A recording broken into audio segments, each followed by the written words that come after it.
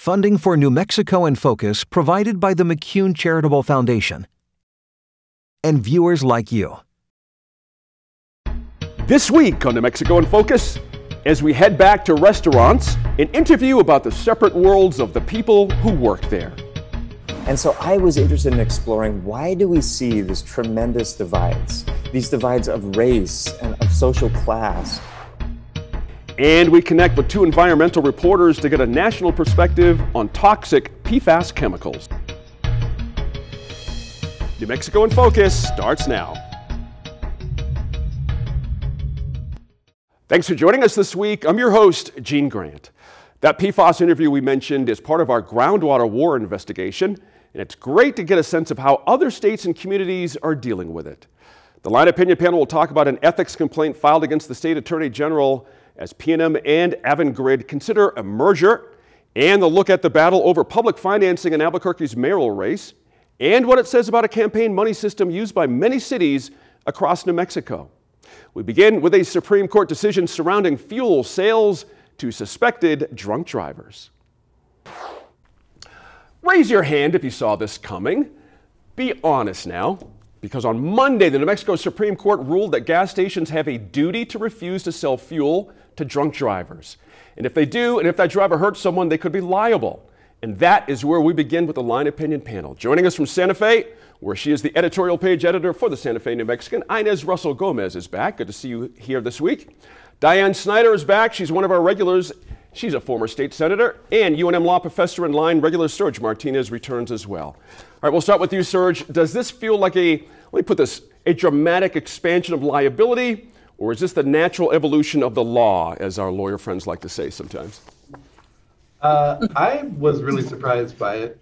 So for what that's worth, I think it was, I was not aware that anybody saw this coming or thought that, oh yeah, this is a natural effect of what the court has been doing or the state's public policy around DWIs.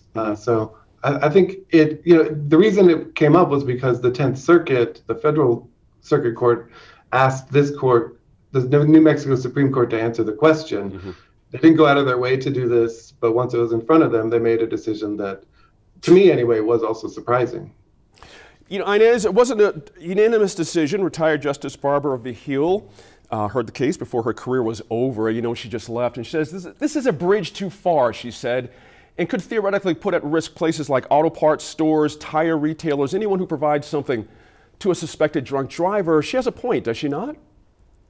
She has a point, but I think probably she's exaggerating slightly, because if you read the decision, what it's saying is that this was a case where they're looking at an atypical set of facts. So I don't think that someone that drunk is going to go into stores to buy gas and that they will be able to then sue for the store being liable. So what I think is that in most cases, this isn't going to be applicable because gas is self-service. So the clerk is going to have no way of knowing whether his customer is drunk or not drunk. So even if you tried to sue the gas station, it would get thrown out. This, to me, just gives you the opportunity to sue if someone walks in drunk, pays, and then, totters out to get their gas. So I don't think it could be that far-reaching. And the idea is if someone like totally drunk goes to an auto parts store to get a battery and can barely carry the battery out and you let them drive off, you are in a sense aiding, a potential fatality or injury. Let me push back on you just a little bit there, Inez, because again, it doesn't take that much in our state to be legally drunk. In appearance-wise, you can appear to be quite sober at .08 and still blow over the limit. I mean, again, I have to ask, if this is a situation where an untrained person has to look at someone and make an assessment inside 10 seconds, isn't that just, again, asking for a problem here? Well, it says in the case, it says the vendor knows or has reason to know. Okay. So someone at .08, who drinks a lot and doesn't look drunk, you wouldn't have any reason to know. I think this is for the case where the person's carrying a bucket to put his gas in and sloshing it on the way out and can't count his pennies when he's paying you. So at that point, you should say, wow, something might be wrong. Yeah. Senator, the case came from the death of a Navajo man who was struck and killed by a drunken driver back in 2011. His brother filed a wrongful death lawsuit. It was actually the federal court of appeals that asked the Supreme Court to weigh in. Now, in that case, the driver ran out of gas, walked to a station, filled up, then went back to buy more gas. So that's twice he bought gas while drunk. Does that seem like it should have been noticed by the gas station? I know it's hard. It's easy for us to kind of, judge these things, but I have to ask again, same questions I put to Inez. How does one really know what makes up a drunk person by sight? I don't think that you can always know. It reminds me, one of the questions I had is, how are you going to train all the clerks to recognize, and which we do have in the restaurant industry, liquor recognition and training programs, but they're seeing customers regularly. Right. Well, you might not see a drunk customer at a gas station once in 2 years or something. So I don't know how they're going. And I went through that training back because we were having events and stuff years ago, and you just can't always tell. So I think there's a problem.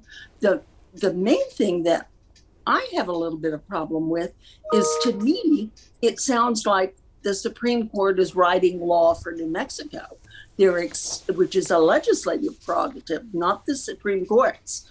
And I understand that the Fed sent it down to them, but they could have said, their ruling could have easily been, this is something that needs to be addressed by our legislature, which would have given time for public input, time for the industry to be a part of it in the discussion. And do we want to go that far? All of the things we're talking about could have been discussed in a legislative hearing. Then, once the legislature made a determination and made it law, regardless of which way they went, that wouldn't end the opportunity to have a lawsuit and eventually have the New Mexico Supreme Court look at it. But I just, my very first response, other than how are they going to tell, was they don't really have the right, because if you read the ruling, what it said is, well, based on this law over here, we're thinking this. Well, if you're basing it on that law over there, then you have admitted that it is a law that you need to be able to define your opinion. And I believe that Justice Vigil actually made that point in her dissent. So I just think we're kind of getting that old cliche, the cart before the horse here. And I don't feel like the Supreme Court had to make this ruling the way they did.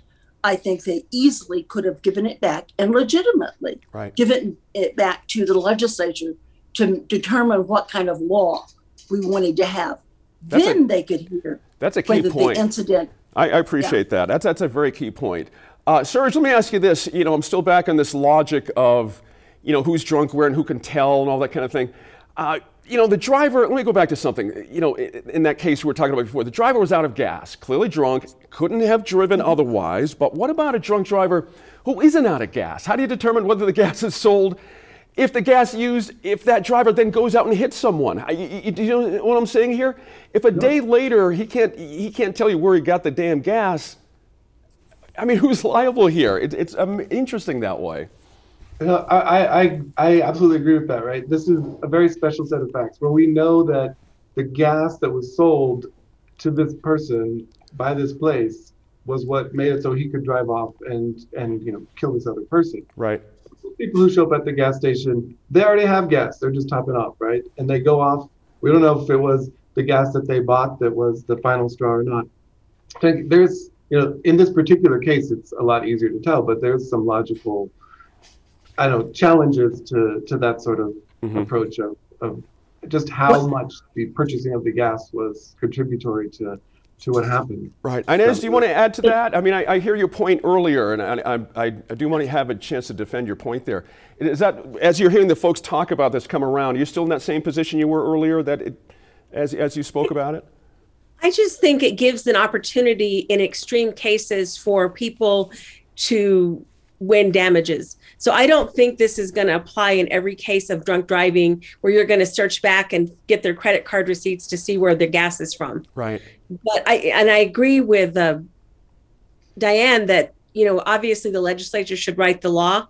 So whether the decision had to be written this way is a great point to discuss. But now the legislature can come back and decide how it wants to deal with this now that the court has put it out there. So that's another response that could happen. Mm-hmm. I should remind the folks at home, there's only one other state in the country that does this. It's Tennessee. It's very interesting how this happens. Senator, might there be unintended consequences? Let's say this happens in a small town. The gas station's put out of business by a successful lawsuit, as Inez just described it. This isn't just a place to buy gas in some of those places, as you know. It's a grocery store, the only pizza joint in town. Is that a concern, or is it taken a hypothetical maybe just a little too far? No, I don't think so, because I think too often we, and they'll certainly tell you this, legislators from the rural areas, is too often we base decisions on Albuquerque, Santa Fe, Farmington, or Las Cruces instead of the rural areas, and don't. If somebody brings it to our attention, then we listen. Right. But we don't automatically think of the little places that just have one little gas station. And the thing about it is then you get into the clerk. Well, two things. One is the clerk might know the person right. in a small town. Good point. And it's a little more reluctant to bring that to someone's attention. And the second thing is what if, and this is another hypothetical, is what if the person buying the gas goes in, has only had a couple beers, then buys his gas, gets back, and so he isn't drunk or doesn't look drunk. He gets back in the car, hoists a few more as he's driving along, and then hits someone. Does it place that clerk and the store in any liability? Yep. Because how can you prove how drunk he was? Because there's no test to tell. I mean, no test has been done at that point. That's right. As how drunk he was at the gasoline place. Strong stuff, Senator. Good stuff there. We'll see how this all plays out. The plaintiffs in the case expect the 10th Circuit that Serge mentioned, Court of Appeals, to send it back to federal court in New Mexico. Don't forget that now. Now, we're back in a few minutes to talk ethics at the Attorney General's office. Treating PFAS in water systems it takes really expensive equipment that up to this point, water systems have not needed. So who's going to pay for that equipment, and who's going to pay for the ultimate remediation of the mess? That's all to be determined. Think about the last time you went to a nicer restaurant. Who served your food? Who cooked it? How are their lives different? Are they destined for different things? Is there conscious or unconscious discrimination involved? Those questions were on the mind of UNM professor Eli Ravel-Yano Wilson when he studied 3 upscale restaurants for his book, Front of the House, Back of the House. NMIF correspondent Gwyneth Dolan spoke with Mr. Wilson about what he was looking for and what he found. Eli Ravel-Yano Wilson, welcome to the show. Thank you for being here. Thank you as well, Gwyneth. It's an honor to be here in the studio. So in your book, Front of the House, Back of the House, you say restaurants are places of social segregation. They are inequality regimes. How do restaurants breed inequality? I know, and I'm glad we're starting there, Gwyneth, because I think a lot of people who go out to eat, restaurants are a tremendous source of pleasure. They're places of entertainment, of leisure, and all of these kind of feel-good, wonderful reasons why we patronize restaurants. My job, though, as a sociologist, and in particular a type of sociologist known as an ethnographer, is to go in deeper, go behind the scenes, and really examine and be critical in doing so, in thinking about what are we seeing going on. When you look underneath the hood, so to speak, of restaurants, you sort of literally and figuratively entering into the back of house spaces that are far less visible to customers. So in my book, really what I'm exploring is it's immediately evident to anyone who works in restaurants or is able to step foot in those behind the scenes spaces that, as I like to say, people who look different, sound different, have different social attributes, work in very different capacities in restaurants, particularly on the higher end of the spectrum. So in other words, not fast food, but your typical maybe sit-down restaurant, maybe like a Friday night date spot, so to speak, those types of environments. And so I was interested in exploring, why do we see these tremendous divides, these divides of race and of social class, and also of gender and other types of social statuses? And that became sort of the puzzle, that became the source of driving my investigation. So what do these divides look at in terms of race and class? Who is where, for those of us who are not paying attention? Excellent. Yeah. So to be very brief about this, in the front of the house, that is the spaces, the public spaces of restaurants, hosts, servers, bartenders. These tend to be individuals who are lighter in skin, oftentimes racially white. They are younger. They tend to be both men and women, but sometimes predominantly female. And in these settings, they also tend to be settings where those individuals tend to have greater levels of education as well.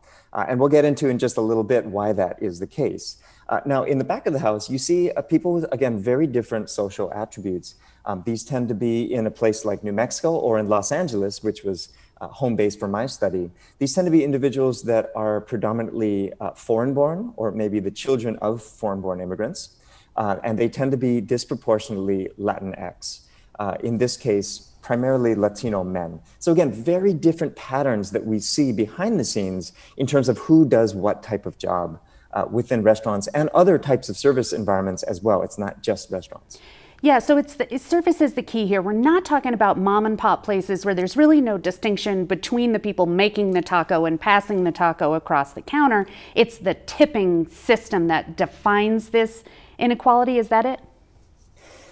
In large part. So just to clarify what you said, which I think is spot on, the kind of environments that I was looking at are not, as you say, mom and pop restaurants. I would also go as far as to say kind of casual or fast food environments.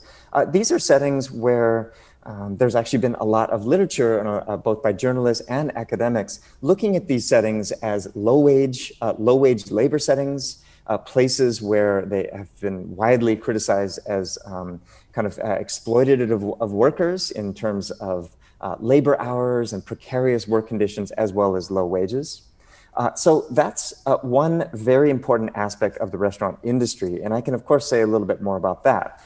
But what I was interested in was settings in which hospitality, that sort of service you receive from workers, different kinds of workers too, where hospitality, it plays a central role in what it means to labor in that environment.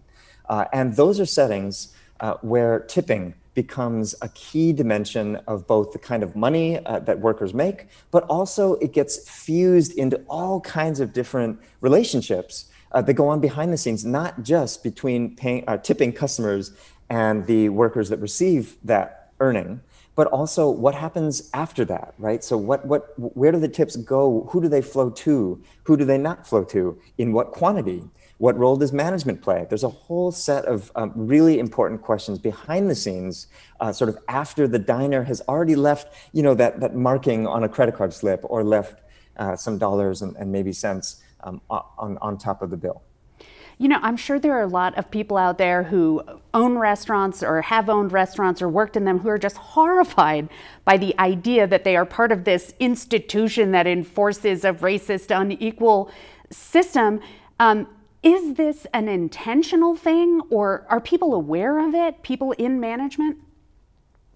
That's a great question. And, I think that there's a simple answer and probably a more complicated one. I'm going to take the latter route here, since, we're dealing with, I think, an educated, informed audience here today.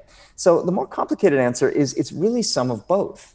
I think in many ways, as I put it in my book, what we're dealing with here is business as usual forms of social inequality. And what I mean by that is social inequality that is not the product of overtly racist or sexist or sort of evil actors. To me, That story, although still maybe present in pockets, every now and then we have some expose story that comes out. I think you and I have both heard something of that nature. But that was less of interest to me. Frankly, many of the managers and supervisors that I interacted with over the course of doing my field work were wonderful, loving, caring human beings that wanted the best for not just themselves, but for their staff and, of course, for their guests. So that was not the case. That was not what was the primary sort of point of interest for me. I was far more interested in this phenomena that in sociology has become a tremendously fruitful line of research, which is the way in which social inequalities get reproduced without any of us knowing, with all of us just kind of going about our daily business in the way that we best see fit. And that becomes a far more interesting and, I would say, insidious way that today, here in 2021, we see these social inequalities get reproduced. That is super interesting. So, you know, if people want to change this sort of system that they're a part of without even really realizing, what do they need to do? Is it like just get rid of the tipping system, everybody gets a living wage and call it good? Wouldn't it be so easy? Well, let me back up a half step before fully answering that question, which is to kind of unpack a little bit about what I found, my argument as to how indeed social inequality gets reproduced within restaurants. And I argue in my book, based on extensive field research, that it's both the product of distinct managerial choices about hiring, choices about supervisory practices, that again are not so overtly sexist or racist, but are looking for certain qualities in a worker, say in the front of the house versus those in the back of house. And as a function of screening people that come in for a job application, in these subtle ways. For instance, most prominently in the front of house, managers looking for individuals who carry themselves well, right? A manager may say something like, that person sounds good, or just feels like they would be a good fit in this kind of upscale setting of hospitality, or my customers are really going to enjoy talking to that person. Now, we can sort of think about a little bit of what's being coded, what kind of attributes are being coded in when we get that kind of comment. You know, in my view, it's a little bit about race, those who are lighter skinned, maybe quote unquote present better. It's also a class component, right? Speaking well, right? Articulating words, using certain word choices. Imagine describing a filet mignon. They speak well because they're grad students, right? Absolutely. Yes, absolutely. So, you know, all of these subtle ways in which the way we look, the way we sound becomes are not directly, the management does not understand them as codes for race, but maybe more subtly, if they really examine who best fits that type of role, we see these screens of race and class and also of gender here playing out and sorting people into these unequal types of jobs. So that's management's role. I would also add briefly that I argue in my book, it's not just management that enacts the social inequality. Coworkers play a very key role here. What I argue in my book in very subtle ways is that as a function of people with different social attributes being screened into these structurally different jobs within restaurants. Imagine working deep in the kitchen, washing dishes in a hot environment, noisy environment, or working up in the dining room amongst colleagues who maybe as a function of what I just said, sort of look like you and sound like you. You kind of have similar sort of interests. As a function of that, workers themselves start to understand themselves as different from one another. They start enacting social and symbolic boundaries against one another, as in, this is who, quote unquote, we are, say, as servers and bartenders. Here's how we act. This is why we deserve these jobs. And this is who they are. I'm pointing over there, and over there, of course, would be in the kitchen. Latino immigrants maybe speaking in Spanish, obviously maybe looking differently, at least the way that workers themselves understand these differences. And so workers enact their own kind of boundaries that make it very difficult for, say, a Latino or Latina immigrant to make the crossover and work in a highly tipped bartending role, customer-facing bartender role. So workers play a role there too, as well as customers, which I can go into later. So all of that is go ahead. Are you saying that managers need to be aware of this and change their hiring practices? How does that look? I mean, all of a sudden you want them to hire people who don't look like them, don't feel like them? I mean, is that it? No, that's a really great observation. So once again, going back to what I said earlier, managers are just doing what makes sense to them. Of course, we need to understand that there are sometimes problematic implications of the way management uses some of these screening devices. Excuse me. But to get at your point, what can management do? I am a big advocate going to more practical steps of sort of what can we do about all this. I'm a big advocate of creating job ladders for employees, breaking down what is previously understood as just that person either has it or they don't. They either are friendly or customers like them or they don't. Breaking that down into specific skills, training, and providing resources for workers to gain those skills. And ultimately, if they do gain those skills, allowing them to move up in the hierarchy, allowing them more positions of responsibility. In other words, again, breaking down some of these socially coded differences and hierarchies within restaurants and actually creating bridges into better quality jobs. Look, restaurants have had a hard time during the pandemic. A lot of them went completely broke, had to close. This sounds like a lot of work. What's in it for restaurants to actively make all these changes? Well, yeah, that's a wonderful point. This has been an absolutely brutal year. I've written on this. I've talked to some of my old colleagues in restaurants, and everyone was suffering, both management, workers, everyone involved, as I'm sure you're well aware. So this question of like, well, isn't this just too much work? Can restaurant owners as well as managers, can they really do anything about this? So the way I like to kind of reframe that amidst tremendous challenge, which is maybe the pandemic, maybe a topic for another time. But the key here is what I advocate is the more restaurants can seek to empower workers is actually good business for them as well, right? The more you reduce turnover, for instance, the more you empower workers to take ownership over being there rather than seeing this as a part-time job while you're really trying to do something else. This is that kind of liminal relationship with workers themselves, not really seeing their identity, their work identity as a restaurant worker, as a restaurant professional. The more you can actually empower workers to take that on is ultimately good business. It's good. It builds customer relations. It can do a number of things that are really productive. I would also add one more thing, which is that we're also in a time that, in my mind, there's sort of dual prongs going on right now. One, of course, being the pandemic affecting the industry. The second is the rise of these social movements, such as Black Lives Matter, or the Me Too movement that was a few years back and is still ongoing today. What we're seeing here is that more of the American population is taking interest in these social movements, and I believe that they are wanting to see a bit more of that messaging coming from what they consume, right? Where they put their dollars. Would they rather spend money and spend time in establishments that are showing advocacy, true advocacy to better their communities? Or for a larger, a little bit more nondescript kind of corporate entity, not made those kinds of overtures.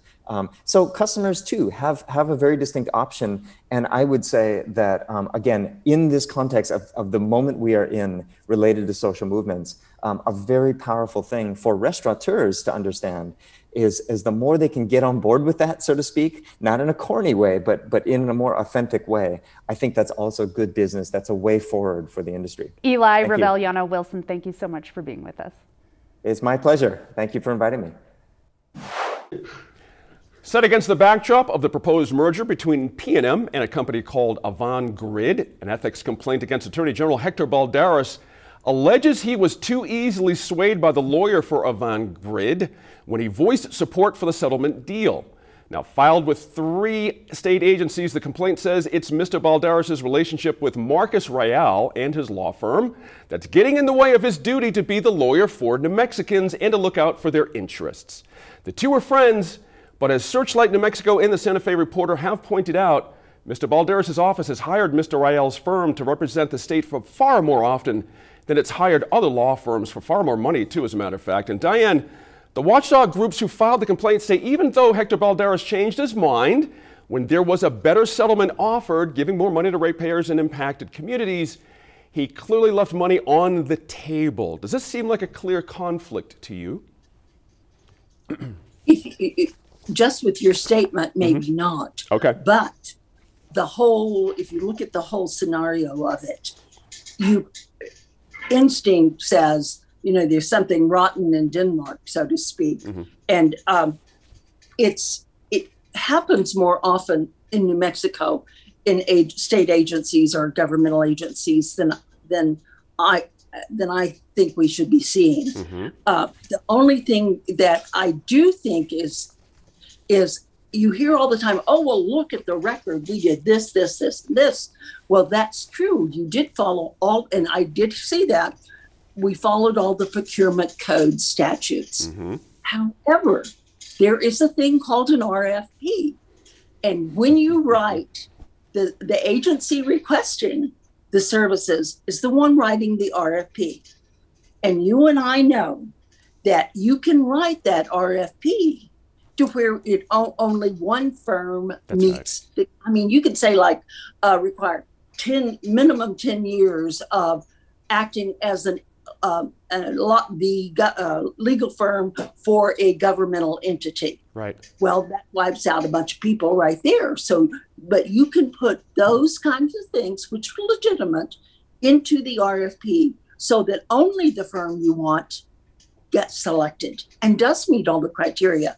I think that in this case, regardless of what the real reasons are, and maybe there was no hanky-panky, the cynic in me says, but I think it's the appearance of evil is so strong in this case, particularly because our AG had been saying that this really wasn't a good deal for New Mexico. That's right. And then after these long meetings with his good friend, which, by the way, their law firm is a good law firm. But after those meetings, then he suddenly switched his position. That makes most of us very skeptical. And I hear that. Let me ask Inez to get in on this too. You know, Inez, regulators in the AG's office are, they're often looking at whether the balance of such deals, as Diane's mentioning, tilts too much towards shareholders and away from ratepayers. But when you're sitting across the table, as Diane just mentioned, from an old law school buddy and a guy you've hired a bunch of times to work for you, how does that balance work? Protecting the ratepayers versus the shareholders' desires. It's obvious that people trust folks they know.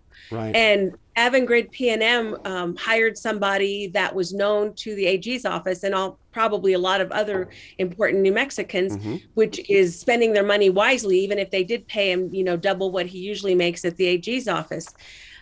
The problem. I want to make sure I understand what you're saying. That it was it's in their better interest to work with someone that they know, even though it may cost them or the taxpayer double the amount? Well, no, I'm talking about the private company. Gotcha. The private company hired somebody that they knew had an in at the AG's office. Gotcha.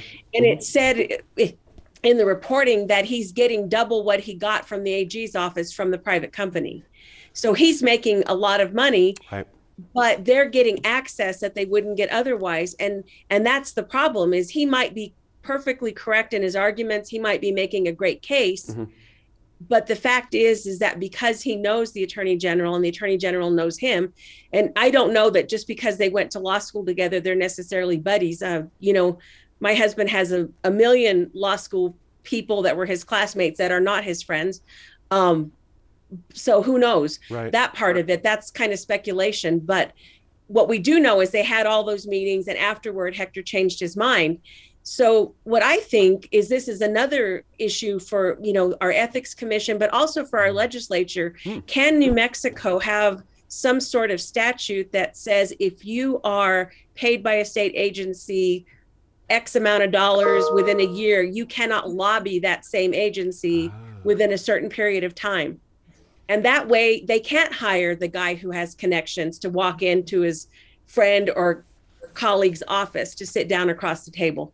So I think this opens up a discussion about who do we want getting taxpayer dollars and then turning around and using that access to get private dollars. And can we stop that? I love the way you put that last bit there. Serge, do pick up on that. She left a good one there for you. That's for sure. Well, I mean, I think, first of all, you're never going to hear me complain about people employing our graduates. So, you know. From UNM Law? That's right. Of UNM Law, absolutely. But, you know, I mean, I think, obviously, you know, the optics of this are not great. And I get that. And while I don't want to take away from the question about ethics, I think it's an important one and sort of how we do this. And in a state like New Mexico where people, you know, everyone knows everybody, it'd be an interesting question, like how do we address that and how do we do that?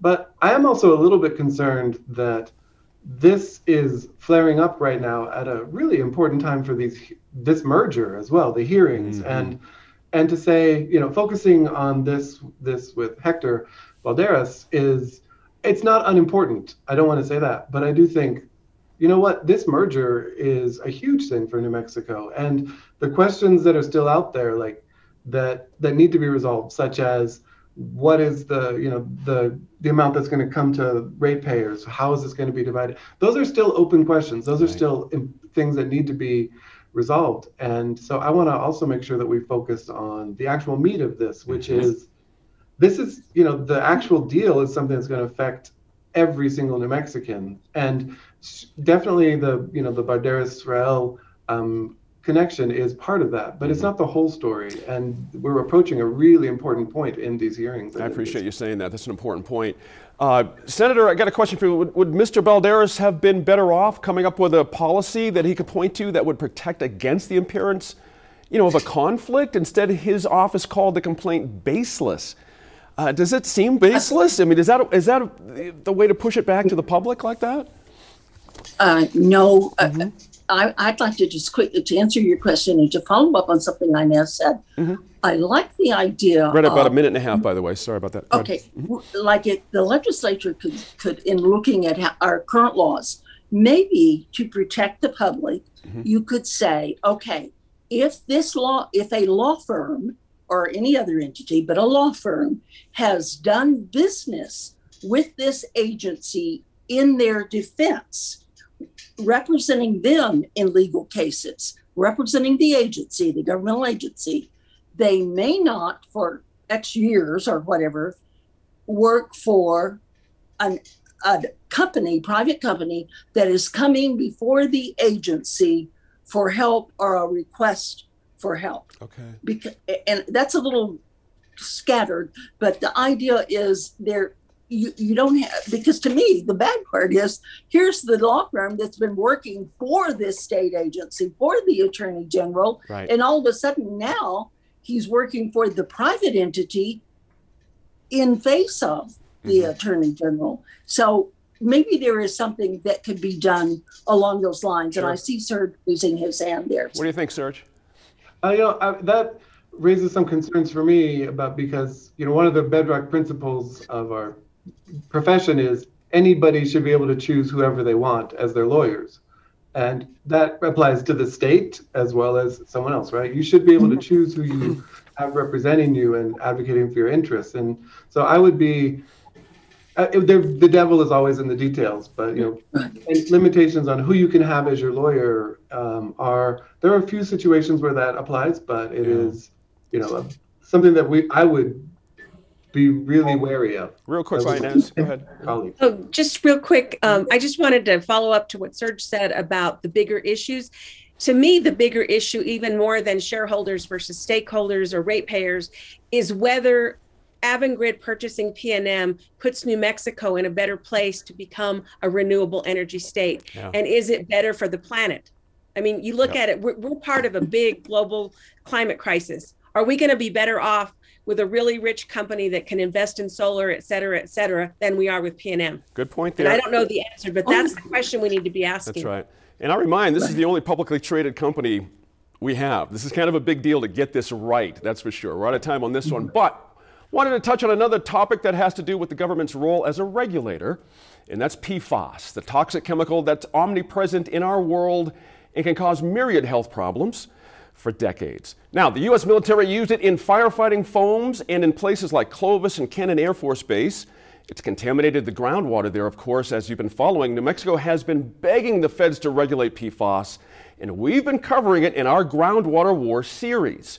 We're not the only state dealing with it. There are nearly 700 communities nationwide.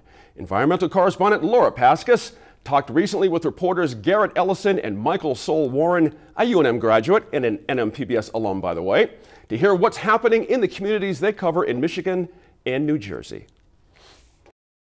Michael, Garrett, thanks for joining me on New Mexico in Focus. I'm really glad to have you two here today to talk about PFAS. Michael, I'd like to start with you and your coverage in New Jersey. First of all, welcome back to New Mexico PBS. We miss you here in New Mexico. New Jersey is a state that's well known for manufacturing. But when it comes to the PFAS contamination, are we talking about manufacturing? Are we talking about the military? Kind of what's the big issue in New Jersey?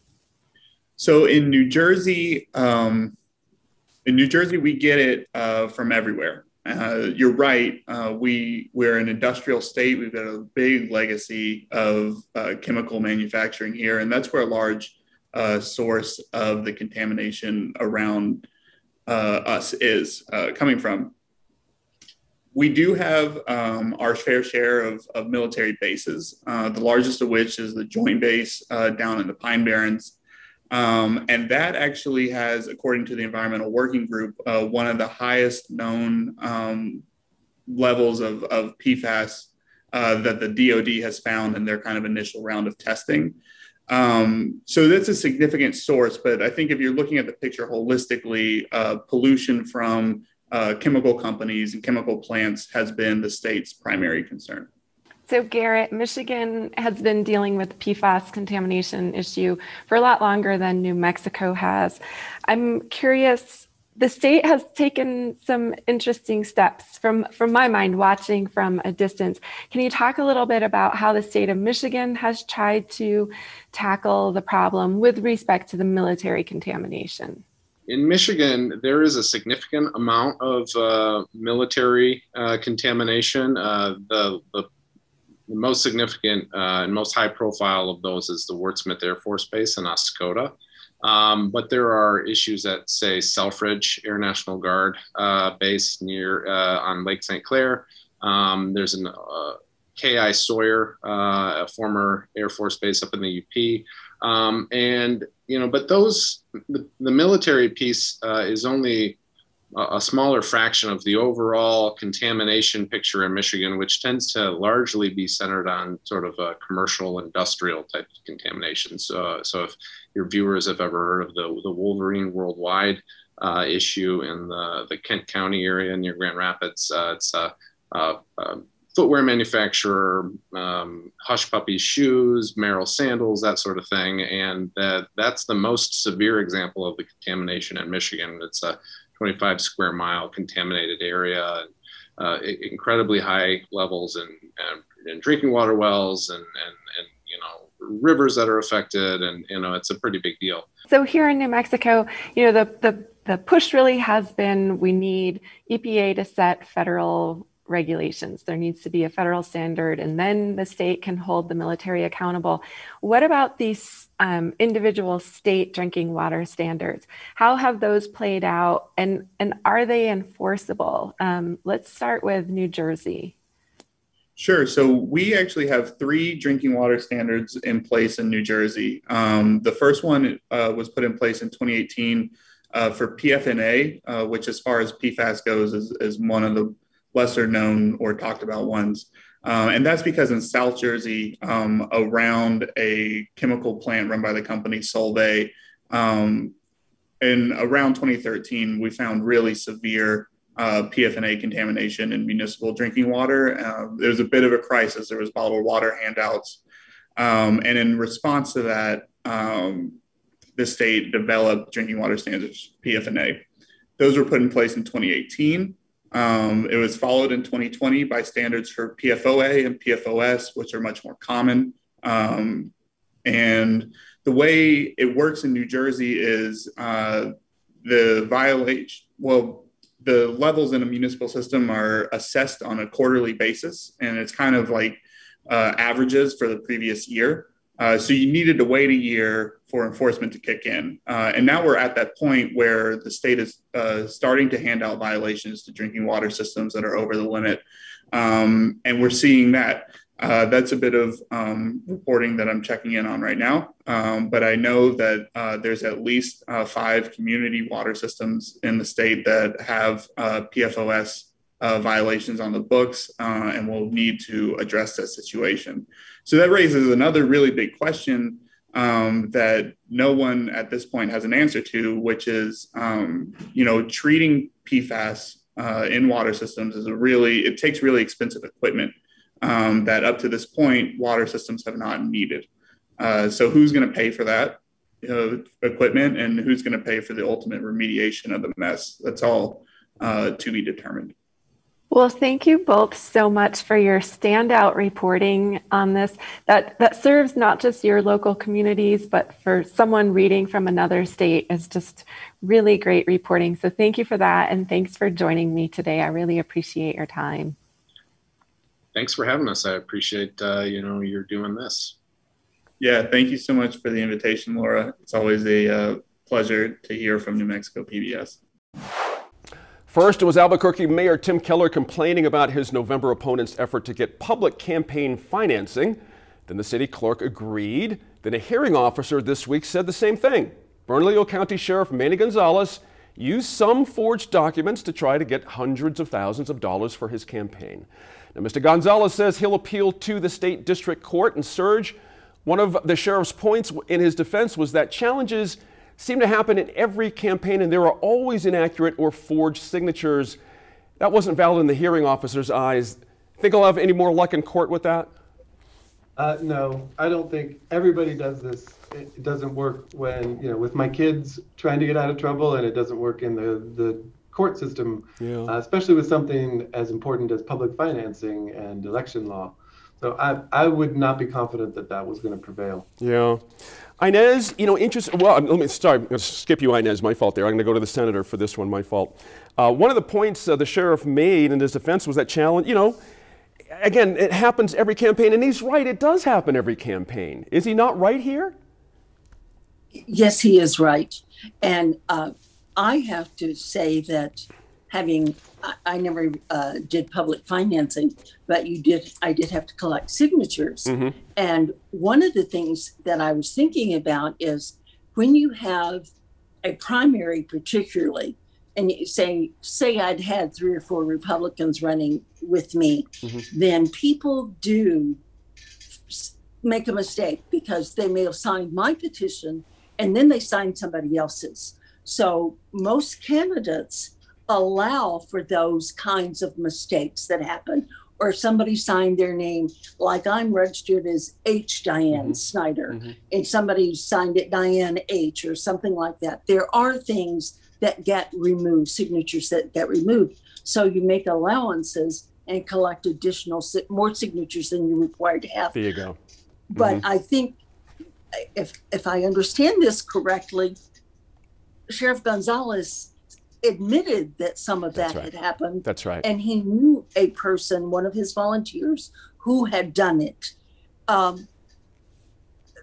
to me makes it a little more concerning, because you can, as a candidate, go through and wipe out signatures yourself. That's right. You don't have to turn them in mm-hmm. if you know that they're inappropriate or collected inappropriately. Good points so there. Let me in the interest of time, Senator, I'm sorry to jump in on you there, but I want to get to Inez here real quick. One of the reasons we're talking about this is that a bunch of cities have public financing, including yours, Inez, and Santa Fe. Is this collection and qualification standard and process we're talking about here, is this the right way to go about it, frankly? Well, I don't know how else you can decide how you're going to give money. I mean, basically, you're taking taxpayer money that we agreed as taxpayers to give to public financing, and they want to show that the person signing up has some semblance of support. And getting signatures and collecting money doesn't seem like a bad way to do it. I mean, you don't have to either forge signatures or tell the person, I'll pay for you, so it's okay. Right. I mean, those are things that campaign chose to do. You don't have to do that. And that hasn't really been a problem in Santa Fe. I mean, we have had a perennial candidate who gets signatures somehow or the other, I have no clue how, and then spends all the campaign money on lunches with her friends. And that seems to me a problem, but in terms of the collection, that hasn't been a huge issue in Santa Fe. Yeah, it's interesting. You know, Serge, I got to go back to the accusation by the sheriff to the Keller campaign that Mr. Keller has appointees working against him. What happens if he loses in district court because Mr. Keller does not appoint judges? I mean, what happens after that? Well, yeah, I mean, I don't think there's much to that argument to begin with, but you know, I guess you keep appealing and appealing until you get up to the Supreme Court. But I do think there is, you know, a kernel of something interesting there, which is this probably the best practice would be to have, you know, instead of having the candidates themselves or the appointed city clerk be in this role, but have a commission, and every 4-year commission that does this, that reviews these, that goes through these, right? That says these are legit, these are not legit. This is a real issue, and this is, you know, a non-issue or whatever. That applies the same standards, but you know, otherwise we really don't know. There's no process for doing this unless, you know, someone from the other side says, "Aha, I'm going to check all these," right? Yeah. So I think taking it out of the hands of this city clerk who has a whole other job and making a special process for this makes sense to me. I think one of Diane, one of the things that I find really most disturbing about it is that a candidate who did not need to do this, he's got enough support in the community. Right. That wasn't necessary. And what the long-term impact may be is major changes in our campaign financing laws. And I just want candidates to be on the up and up always. I think that, I know Serge is laughing at me. I think that's incredibly important, not just, but really when you're taking the public's money, right, then it to me, it reaches another degree of importance that it be ethical, moral, and things to be done. Senator, let me ask you this. Does it make a difference because he wears a badge, the sheriff? Meaning, no. Should he have taken even more precaution on this? Yes, well, I think elected officials have even more of a responsibility because you swear to a constitution or a charter that you're going to be ethical and moral. Gotcha. The other quick point is I have heard so many people say when we were discussing this, the immediate reaction is, well, I need to send Manny a check.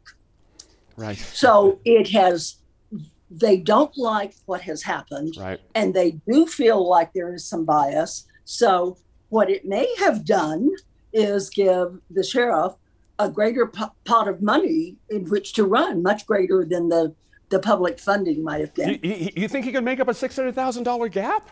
Oh, yeah. Really? Okay. Let me ask Serge this. Should the presence of some non-matching signatures disqualify potentially thousands of other valid ones? See, this is my point here. Does the presence or admission in Mr. Gonzalez's case of bad signatures or forms, does that indicate that a candidate can't keep her own house in order? Or is this just stuff that happens on the street that's out of their control? I mean, I think that goes to Diane's point of, you know, then get 5,000.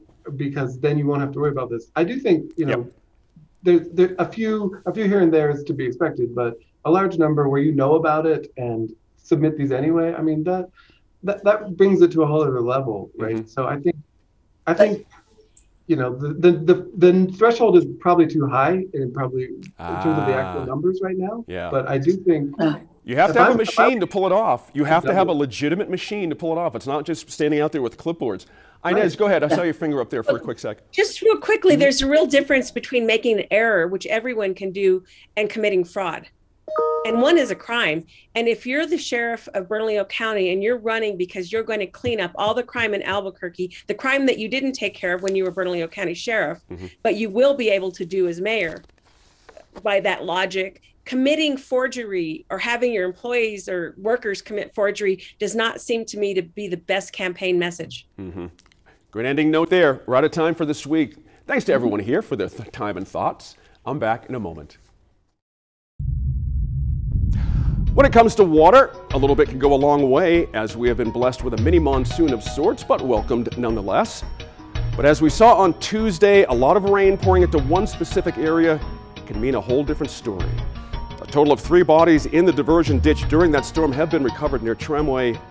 It was shocking and sobering, and more than that, a reminder we really haven't had to be all that aware of the treacherous nature of ditches during monsoon, because there just hasn't been monsoon to warrant it in recent years. Yes, ditches are deadly. Accidental drowning is the #2 cause of death in New Mexico for ages 1 to 44, which includes ditches and arroyos. Now, while any drowning is tragic no matter where it happens, it all seems so avoidable when it comes to ditches and arroyos. And we don't know the details of Tuesday's tragedy, and there's no need for assumptions. But it's been a few summers since we've had to pull our radar up on this issue, but we have a reason now. Thanks again for joining us and for staying informed and engaged. We'll see you again next week in Focus.